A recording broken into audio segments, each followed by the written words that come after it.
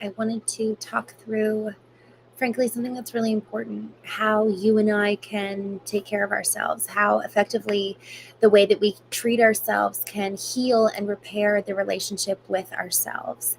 And so many times, our relationship with ourselves actually broke at various ages. A lot of times, it was when we were young and someone told us something about ourselves, and then we believed it. And we never pushed back. We never kind of fought for what we knew was true in that moment. And little by little, we effectively chipped away at our confidence in ourselves and trust in ourselves because we chose to trust someone else. And it could have been so small, like someone saying that we laughed too loud, or someone saying that we weren't good at a sport. I was talking to someone the other day and they mentioned, I distinctly remember when I was laughed when I was playing baseball and I never played again.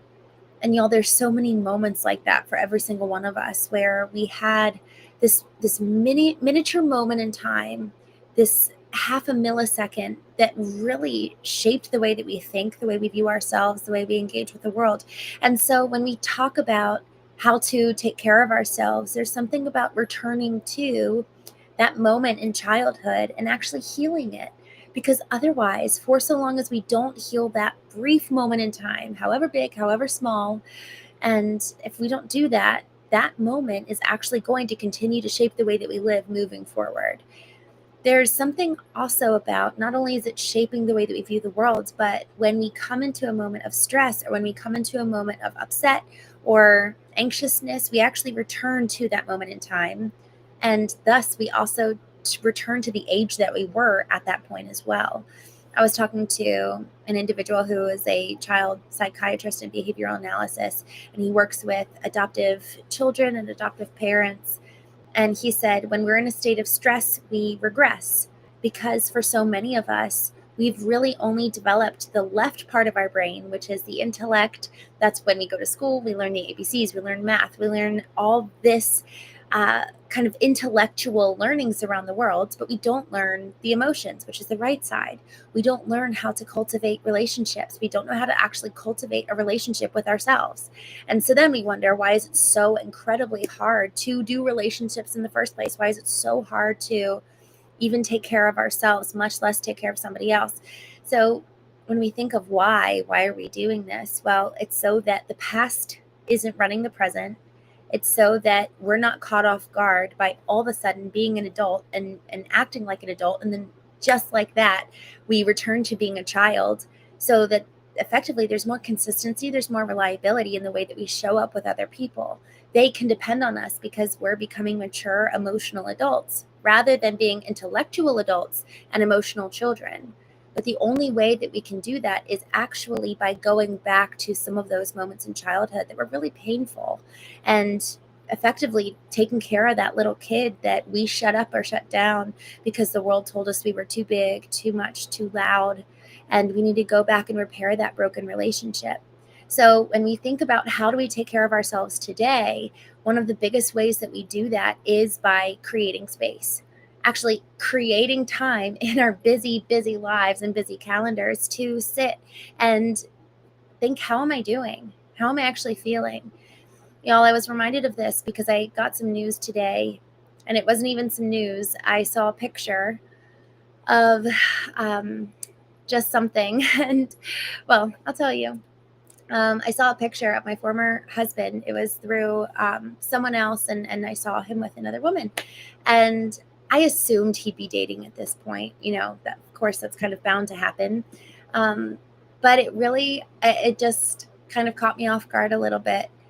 And even now, I just feel it kind of in my stomach right now. I feel just the discomfort of emotion that's there. And what I realized earlier today was that I was thinking about what's the normal way to react? What's the normal way of engaging with this? Is it like, should I talk to somebody about it? Should I just pretend like nothing happened, pretend like I didn't see it? And what I was doing was I was looking at myself through everyone else's eyes. I was looking at how to take care of myself through how other people would advise me, rather than actually taking space and going inward and saying, how am I doing right now? And Y'all, that's so important that we create this space and then we actually listen, because if we don't actually understand how we're feeling in that moment, there's no way for us to move through the emotion to get to the other side. And then what happens is that emotional pain stays blocked in our souls and in our hearts. And so frankly, tomorrow morning I'm gonna actually journal about this, because it is hard. And honestly, when I saw that picture, the very first thought was, what is it about her? Why not me?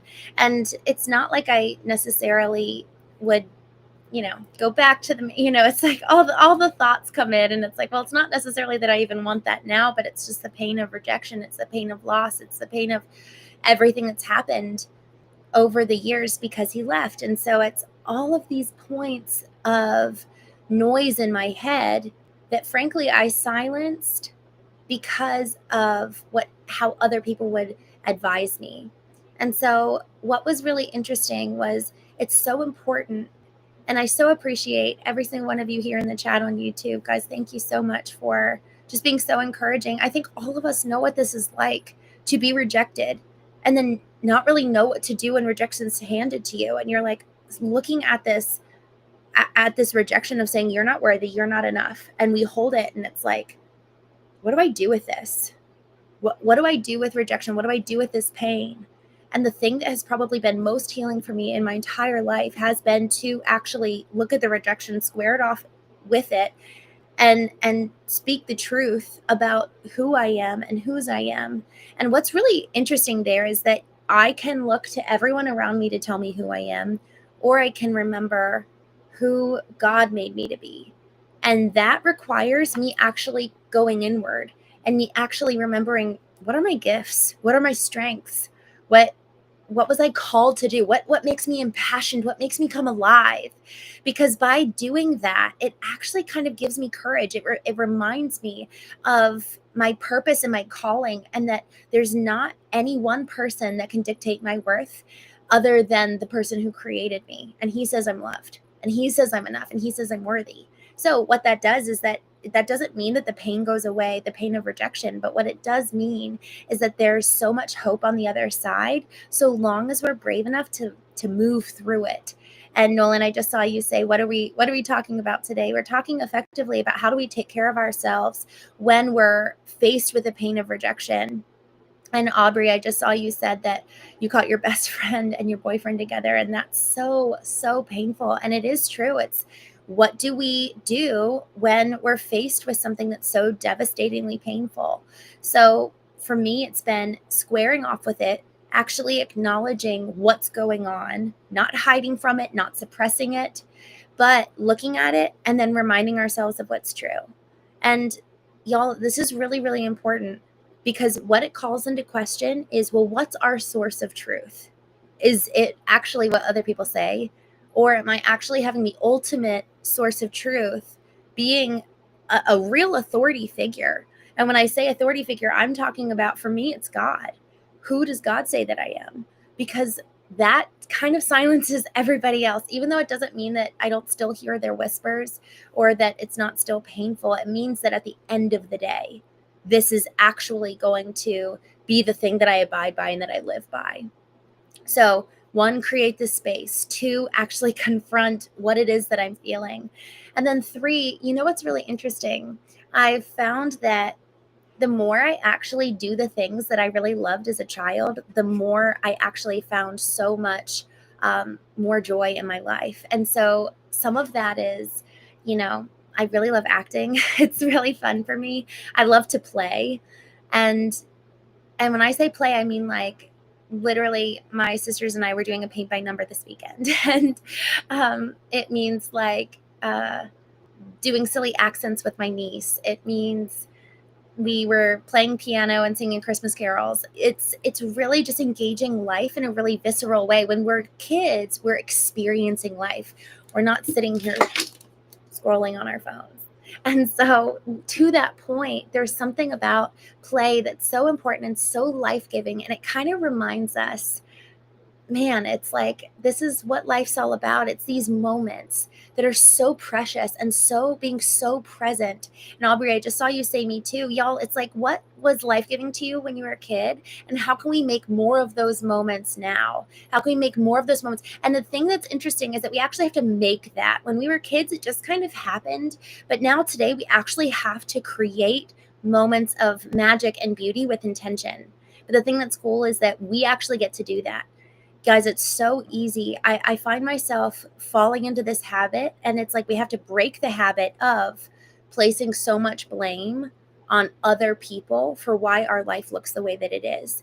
Because when we do that, we're actually giving away all of our power. But by taking our power back, we then can create something that's different and something that's better. And there's so much hope in that. And it's really exciting. And then it becomes the question of, well, what do I want? Who do I want to be? What do I want my life to look like?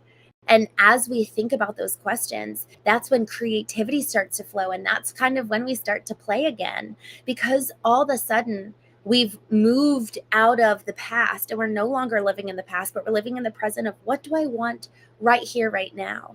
So sitting at the kitchen table on Saturday morning, doing literally a paint by number with my sisters, which is like what you do when you're a kid.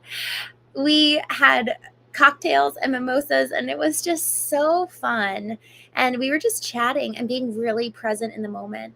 And so, my question for you is, what would taking care of yourself look like given what you really love, given what you really enjoy?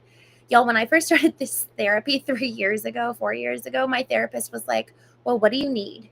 And I was like, I don't need anyone. I don't need anything. And he was like, no, you need oxygen.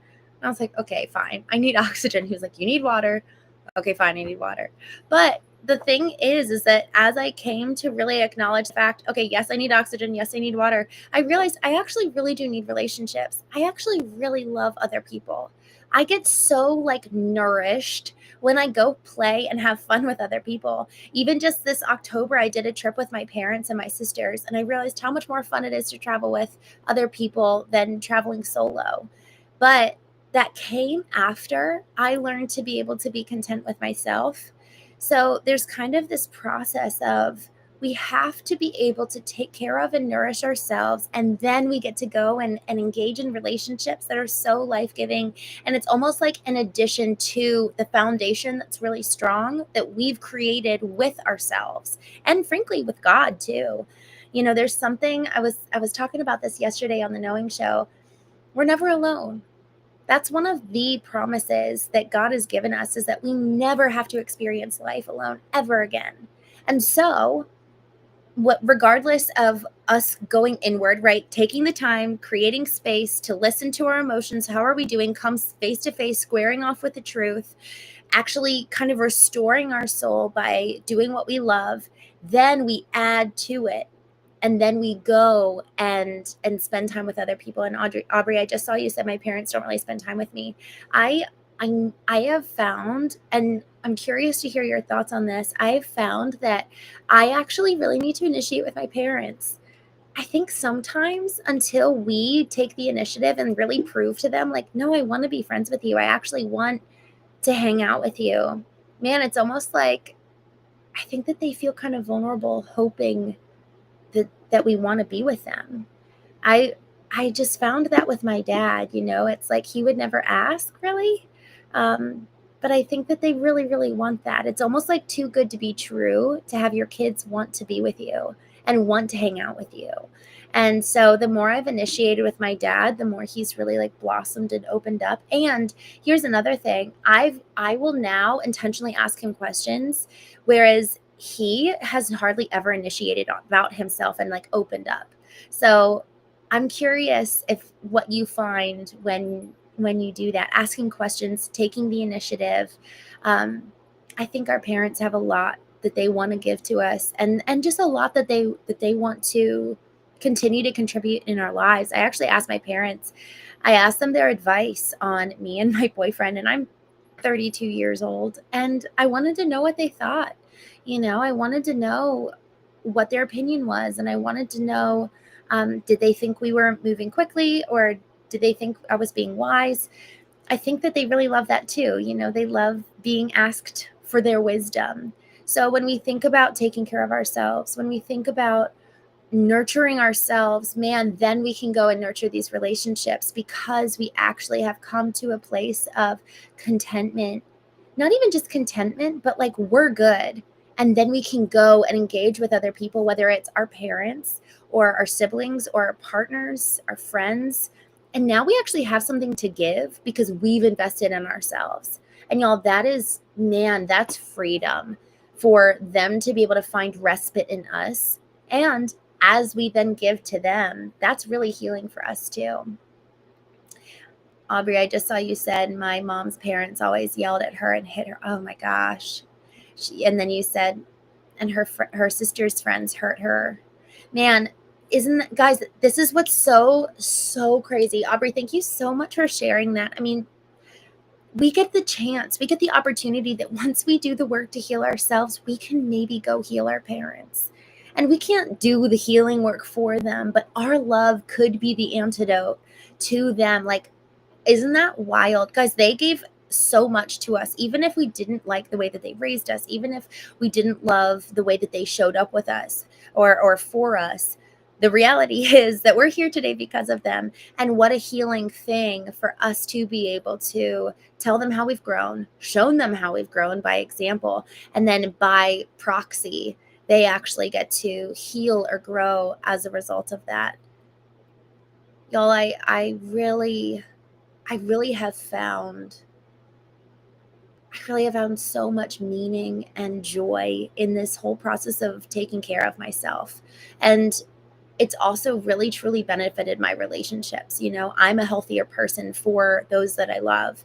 And there's less almost like, what do I want to say? It's like walking on eggshells. If you don't know who the person is that you're going to encounter, there's instability there. And I'm working on this still. Like to this day, I'm really seeking to ongoingly grow in this way of just really being a consistent person every day for those that I love. But the only way that I can show up consistently for those I love so that they can reliably trust in the way that you and I offer to contribute love and the way that we offer to love on them is for us to be able to really go inward, know how we're doing, and present consistently for those that we love. But we have to go in and do the work first. Otherwise, it really is going to be an unreliable gift of love that we give to other people. And then the question is it even a gift after all? So what do you love?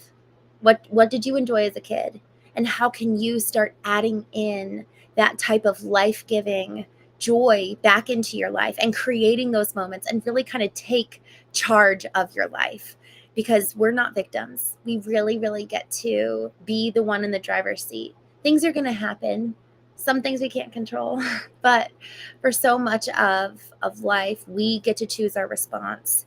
The man, Viktor Frankl, he wrote a book called Man's Search for Meaning, and he wrote it when he was a German concentration camp.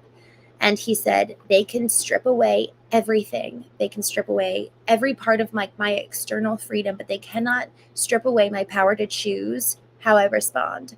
We always, no matter what, we will always be able to maintain that power, that choice to respond. Aubrey, you said you loved when you and your cousins went and played in the sprinklers. I absolutely love it. That's so fun. Okay. Do that this summer. I love that. I used to host little camps for kids, and I decided I'm going to start doing that with my niece because even though, you know, I did that when I was 12, I think. But this summer I'm going to do a little camp for my niece and her friends. Y'all, it's so life-giving when we really can take the work that we're doing for ourselves and then start giving it to other people. And people are hungry. Guys, think about walking into a grocery store, walking into a coffee shop, walking and into a gas station to pay for the gas. At every single touch point, every single day, there are people for us to love. But if we're coming from an empty tank, it's probably not going to be as good of an encounter as it could be. So if we're filling up every day and really meeting our own needs, then we really get to give so much to other people. And I will say, with that element of community, it comes back to us. Even tonight, I was talking to a friend and she said effectively, she's like, having the return on her investment. So she's been investing in these relationships, and over the last couple of months she's been experiencing like the return of all of that, which is from when we give, so often we receive right back. It's just, I guess, the law of the land, the law of God is that we give what we receive. So y'all, thank you so much for joining us tonight. I hope you all have a wonderful night, and I will see you tomorrow on the